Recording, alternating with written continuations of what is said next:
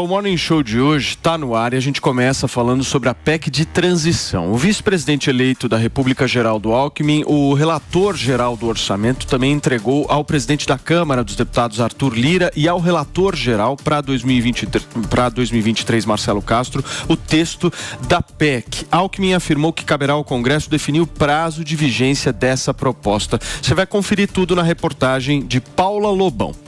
A proposta do governo eleito é buscar uma maneira de viabilizar os compromissos sociais feitos durante a campanha, como os R$600 do Auxílio Brasil.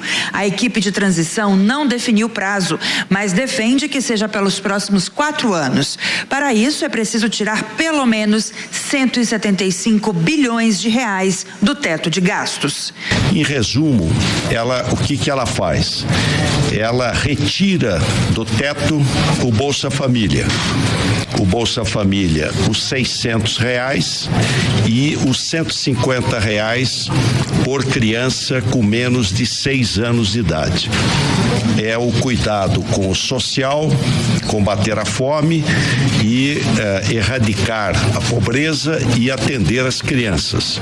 Desde que começou a ser discutida, a proposta de retirar o Auxílio Brasil do teto de gastos não foi bem recebida pelo mercado financeiro, que se preocupa com o impacto nas regras fiscais. E com mais investimentos a fazer e programas para se manter, como Farmácia Popular, a PEC pode chegar a R$197 bilhões. Agora cabe ao Congresso Nacional analisar as sugestões e construir e apresentar de fato uma proposta de emenda à Constituição. É uma corrida contra o tempo. O prazo é de apenas 30 dias para tramitar nas 2 casas, Senado e Câmara. O Senado Federal, inclusive, quer aprovar o texto até o fim deste mês para então encaminhar aos deputados. A expectativa é de que até a próxima segunda-feira sejam colhidas ao menos 27 assinaturas obrigatórias de senadores para que o texto possa ser enviado à Comissão de Constituição e Justiça. A equipe de transição nos trouxe uma proposta, uma sugestão de PEC. Mas eu quero que todos tenham a compreensão de que essa PEC será proposta pelo Senado. Nós vamos pegar essas sugestões que a equipe de transição nos trouxe, vamos negociar internamente com as lideranças aqui do Senado, até nós chegarmos a um entendimento, a uma concertação de qual seria o texto ideal. Só nesse momento nós então começaremos a recolher as assinaturas. Muito bem, turma, vamos conversar um pouquinho sobre essa PEC da transição. Bom dia, meu querido Felipe Campos, Léo Grandini, Zoe Martínez, nosso Caio Mastro Domênico. Caião, eu vou começar por você hoje, Caio, para tentar entender um pouco a tua visão sobre essa PEC, né? Está sendo muito repercutida, principalmente no mercado financeiro, e não tem sido muito vista com aqueles olhos mais positivos, vamos dizer assim. Por favor. Primeiro, Paulinha, meus parabéns, desejo muitos anos de vida, muitas alegrias e que você possa continuar brilhantando o Morning Show por muitos e muitos mais anos. Obrigada! Sobre a PEC, acontece que o seguinte, não sei se todo mundo acompanhou, após a proposição do governo dessa PEC, o Lula, ontem na COP, ele disse, vai cair a bolsa, vai subir o dólar, paciência. Quando ele diz vai subir a bolsa, vai cair o dólar, ele está realmente interpretando o que o mercado vai fazer. Quando você não tem uma regra fiscal a ser cumprida, o mercado acaba retirando dinheiro, retirando investimento do nosso país. E isso não é bom para ninguém, porque ao mesmo tempo em que ele propõe uma PEC para colaborar com o social, colaborar com o assistencialismo, essas pessoas, em um futuro muito curto, passarão a pagar muito mais pelos produtos do que pagam hoje. Por que eu digo isso? Porque quando o dólar sobe, todos os insumos para a produção que são cotados em dólar também subirão. Então, o preço dos alimentos ficará mais caro, o preço dos combustíveis ficará mais caro e tudo isso vai chegar diretamente no bolso de quem eles estão dizendo querer ajudar. Não é isso que vai acontecer. Não existe nenhum país que não mantenha a regra fiscal cumprida dentro da meta que tem bom desempenho econômico. Essa PEC, inclusive, ela já está sendo apelidada de PEC Argentina, porque é justamente o que vai transformar o Brasil, a passagem dessa PEC, a tramitação dessa PEC, se caso aprovada. Transformará o Brasil em um país com risco fiscal altíssimo, inflação altíssima e uma moeda completamente desvalorizada. Tudo isso é contramão do que nós vínhamos vivendo até agora.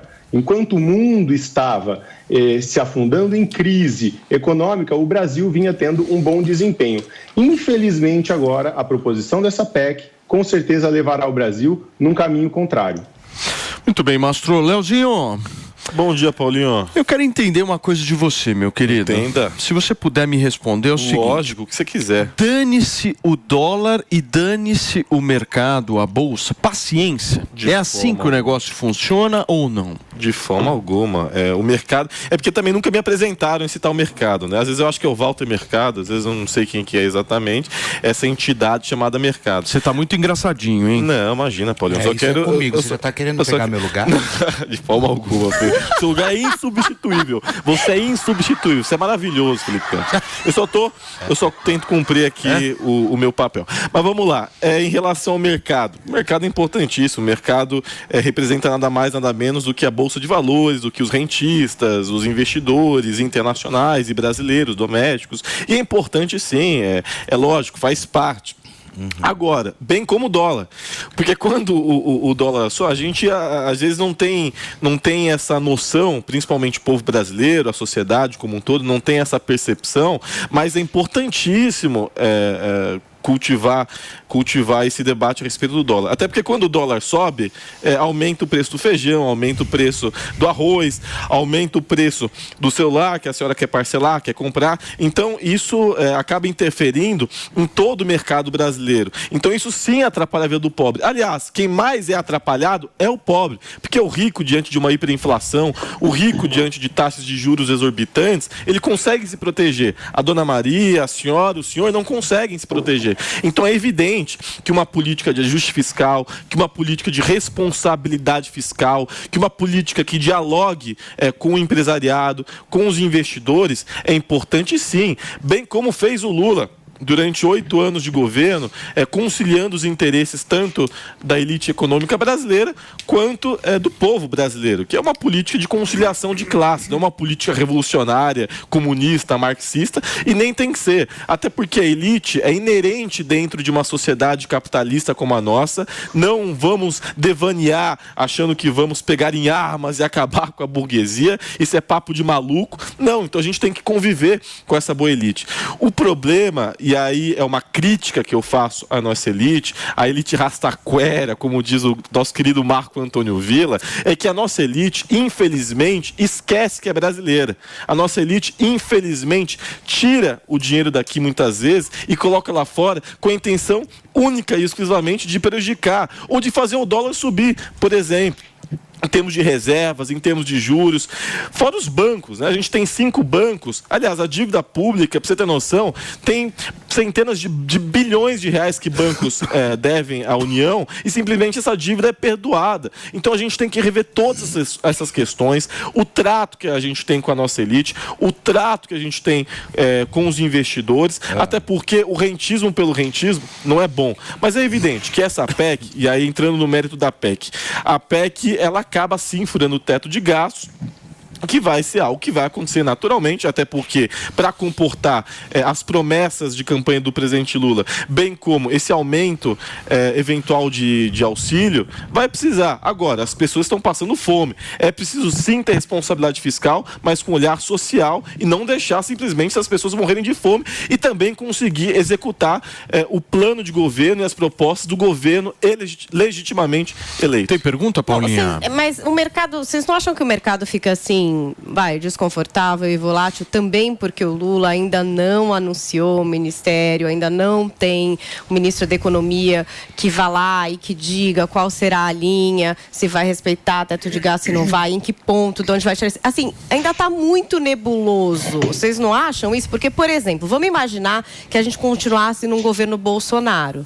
né? Então a gente continuaria, muito provavelmente, com o Paulo Guedes, que é alguém que o mercado conhece, sabe como procede, e muito provavelmente o Bolsonaro ia precisar também de uma PEC para continuar mantendo o auxílio de R$600, que também era uma promessa dele de governo, né? Não, ele ia ter que financiar. Mas calma, aí o Paulo Guedes tinha algum outro caminho, né? Ele tinha um outro caminho. Então o mercado já sabia mais ou menos como funcionaria. Mas tem e o talvez papo tivesse do Lula, menos volátil. que tem uns acréscimos no Lula que não tinha nas promessas do Bolsonaro, por exemplo, a isenção do imposto de renda de até 5 mil reais, né? Isso é uma grana considerável aí no Só isso custaria 200 bilhões acima do teto. Isso é uma grana bem considerável. Se banco pagar dívida... Zoe Martínez, me faz uma análise aí dessa questão dos gastos. Paulo, é uma coisa muito preocupante, porque é mais do que a questão dele ainda não ter anunciado, o seu ministro da Economia, a forma como ele se refere ao mercado, né,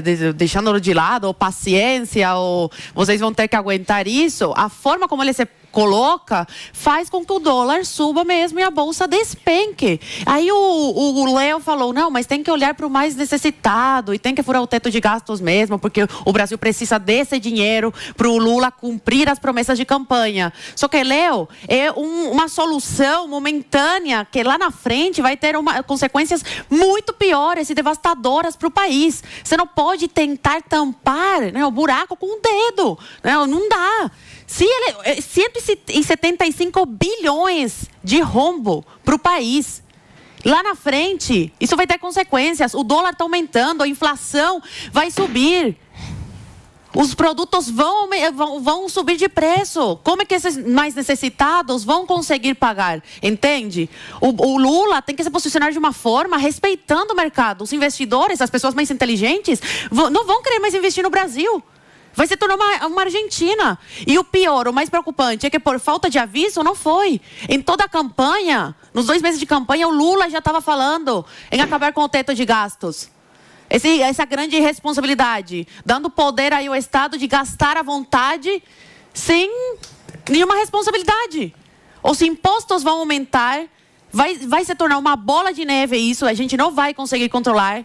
E o Paulo Guedes, ele falou que tinha sim como fazer sem furar o teto de gastos, com responsabilidade fiscal. Por que o Lula, por que a sua equipe não tenta uma forma melhor, né, para conseguir pagar esse valor do auxílio para as pessoas sem ter que causar mais um problema? Porque ele acabando com o problema, vai causar outro problema. E é isso que as pessoas não estão entendendo. E tem gente ainda que acha que vai ter a picanha no fim do mês. Eu quero ver, o dólar tem 5,50.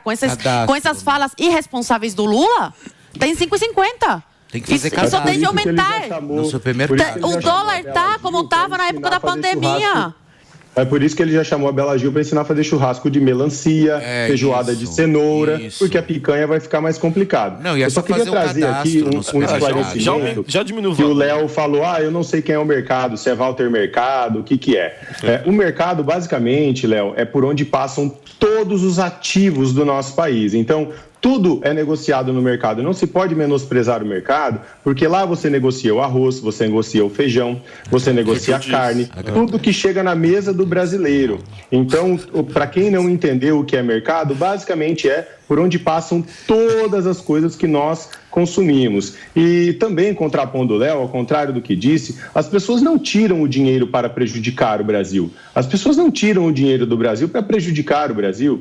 Não existe essa boçalidade de assim, nossa, eu vou retirar o meu dinheiro daqui, que está tudo bem, porque simplesmente agora eu quero prejudicar o Brasil. As pessoas, os investidores, eles estão sempre preocupados com o seu ganho financeiro. É para isso que as pessoas investem, para ter um bom retorno financeiro.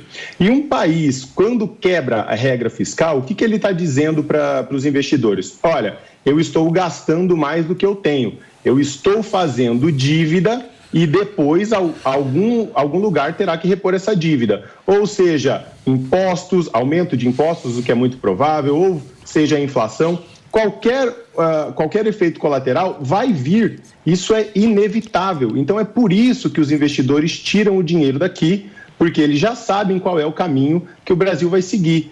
Nós já temos exemplos, inclusive aqui na América do Sul, nós temos a Argentina, a Venezuela nem se fala, a inflação dela acumulada é mais de 1.000%. Mas a Argentina já tem mais de 100% e começou como? Como uma PEC similar a essa. E por isso que a PEC agora está sendo chamada de PEC Argentina, porque é provavelmente onde esse governo quer levar o nosso país a um nível de inflação altíssima, aumento do empobrecimento e o povo não merece isso. Deixa eu falar uma coisa para vocês. Ontem eu estava lendo um artigo do economista Armínio Fraga, que inclusive estava cotado para assumir até talvez um ministério. Eu acredito que ele nem esteja mais nessa lista de cotados para o Ministério da Economia, mas me chamou a atenção o discurso dele nesse artigo, que ele diz da necessidade do Brasil fazer uma âncora dupla fiscal. Né?